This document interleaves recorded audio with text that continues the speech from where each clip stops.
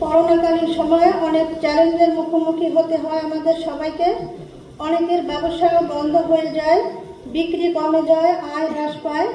অনেক নারী উদ্যোক্তা অনলাইন মার্কেটিংয়ে ই-কমার্সে দক্ষ ছিলেন না, ফলে ব্যবসা চালিয়ে যাওয়া কঠিন হয়ে পড়ে। সে সময় আমি চিন্তা করলাম ঘরে বসে কিছু করা দরকার। এ সময় আমি চিন্তা করলাম ঘরে বসে কিছু করা যায় কিনা। সে সময় আমার আশেপাশে অনেক নারী বেকার হয়ে পড়ে, তাই নারীদের নিয়ে কিছু করার ইচ্ছা আমার ছিল। এজন্য আমি আমার বাড়ির নিচ তলায় নারিকেলের ছোবড়া দিয়ে 10-15 জন কর্মী নিয়ে মাজনি তৈরির কাজ শুরু করি।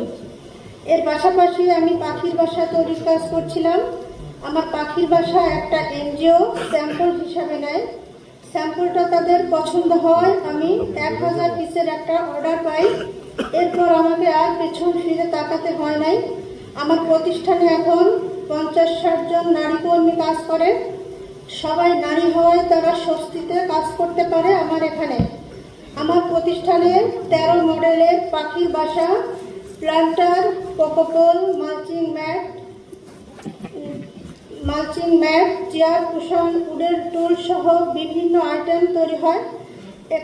আমার এখানে বিড়ালের বাসা, বিড়ালের খেলনা, কুকুরের খেলনা, এগুলো বিভিন্ন দেশে রপ্তানি হচ্ছে। এর মধ্যে স্লিপার, বিড়ালের বাসা, আউটিং ব্যাগ, কুকুরের খেলনা বেলজিয়াম এবং জার্মানিতে রপ্তানি হয়। আবার প্রত্যেকটি প্রোডাক্ট পরিবেশ বান্ধব, তাই পরিবেশের কোনো ক্ষতি করে না। আগামীতে আরও পরিবেশ বান্ধব রপ্তানিযোগ্য প্রোডাক্ট উৎপাদনে আগ্রহী।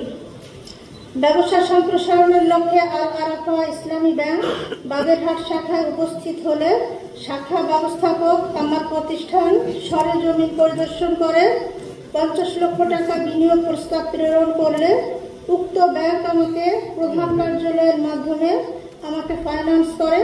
বর্তমানে আমার ব্যবসা আলহামদুলিল্লাহ বড় হচ্ছে। বাংলাদেশ ব্যাংক ও সরকার আমার মতো উদ্যোক্তাদের সহজ শর্তে বিনিয়োগ ও সহযোগিতা প্রদান করলে আমার ব্যবসা আরো বড় হবে ইনশাআল্লাহ। তবে মাননীয় গভর্নর মহোদয়ের নিকট দুটো বিষয় তুলে ধরতে চাই। বর্তমান ব্যাংকিং পরিস্থিতিতে নারী উদ্যোক্তাদের পূর্ণ অর্থায়ন স্কিম সর্ব অবস্থায় রাখা প্রয়োজন। বিশেষ করে ব্যাংকের মোট খেলাপির জন্য আমরা যাতে ক্ষতিগ্রস্ত না হই। রপ্তানি বৃদ্ধির জন্য আমাদের মতো ক্ষুদ্র উদ্যোক্তাদের তথ্য যাতে বাংলাদেশ ব্যাংকের ওয়েবসাইট অথবা প্রধান কার্যালয়ে প্রোডাক্ট স্যাম্পল হিসাবে যাতে থাকে, যাতে বিদেশি ক্রেতারা সহজে আমাদের পণ্য সম্পর্কে জানতে পারে।